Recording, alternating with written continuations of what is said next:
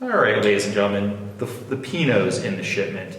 So this is now the third video we have filmed in about approximately 15 minutes.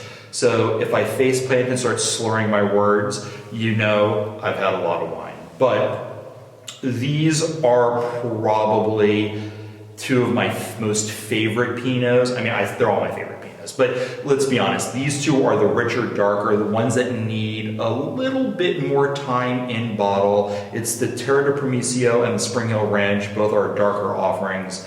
The ones in the spring tend to be a little bit more feminine. I use that actually not remotely in the pejorative, but I love feminine wines, which I think are more floral, more delicate, a little bit more acidity, more nuanced. The masculine wines are also extremely, extremely good. They're nuanced in a different way. They're just that richer style of Pinot. So Terra de Promissio, if you watch my barrel tasting I just did about an hour ago, I talk about the 2019 Terra de Promissio.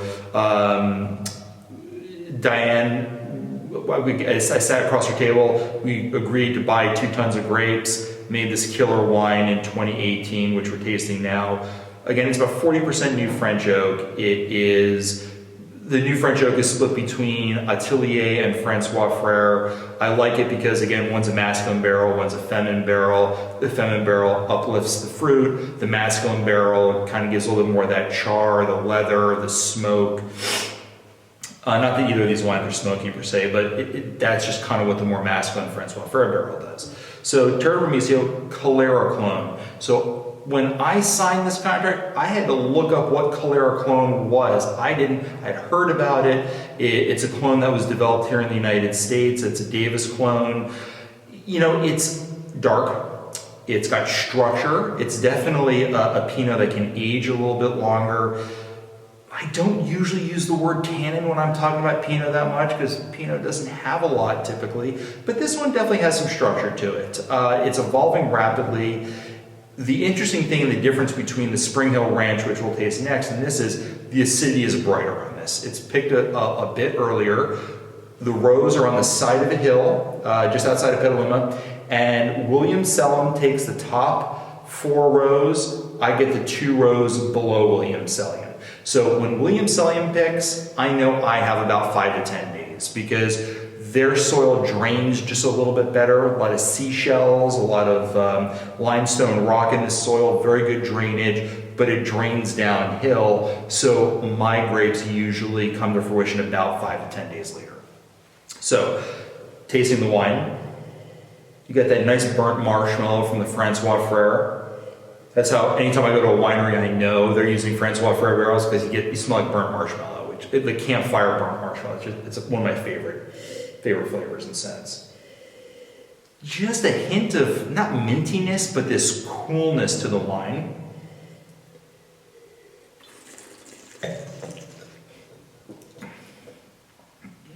Okay, so again, it's very rare you taste wines that are this rich, but also this kind of acidity on them, which I think is why this wine, it's a baby still. So if you're in the Goliath Club and you're getting a couple bottles, 2 or 3, drink one, save a couple. We only made barely 90 cases of this. You know, it's going to be a wine to be enjoyed for a long period of time. Just a lot of long finish, just gorgeous. We're going to have to revisit this wine in about a year to see where it's at. Now the Spring Hill Ranch, so everyone knows Spring Hill Ranch was one of our original 2 Pinot Noirs. Karen London used to farm the property.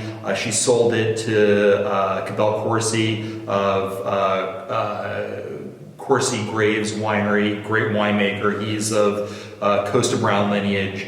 Costa Brown also used Spring Hill for a long period of time. And as everyone knows, Spring Hill is always the richest, most brooding. Usually it's got leather, forest floor, shiitake mushroom.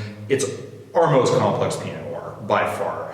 And it's usually the one that even in tank or when it first goes into barrel, you're like, this is the winner. You know this is a gold medal wine. This wine just got double gold at the San Francisco Chronicle.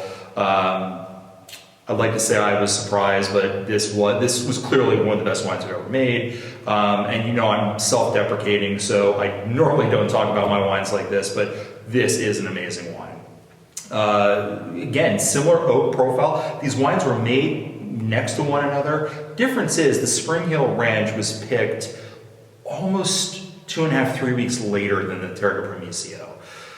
2018 was an interesting vintage. It was just long and cool, and there was no compelling reason not to let these grapes go just a little bit longer than I normally do. I know I'm known for the floral and acidic Pinots, but when a 2018 comes along, you just have to take it. So we pushed the envelope just a little bit. Alcohol is a smidge higher, 14.9. So drink carefully, but again, it's more...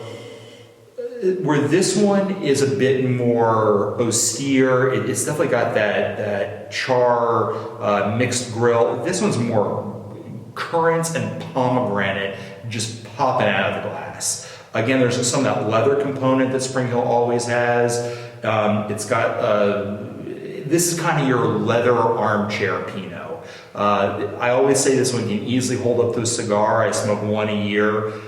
Usually I regret it, but I would regret it a lot less if I was drinking this Pinot. So,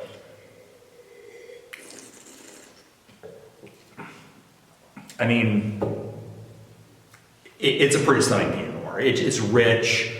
Again, both of these Pinots will age probably a decade.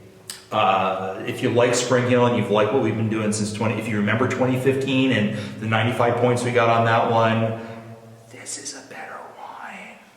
So I can't wait for you to try them. Thanks so much.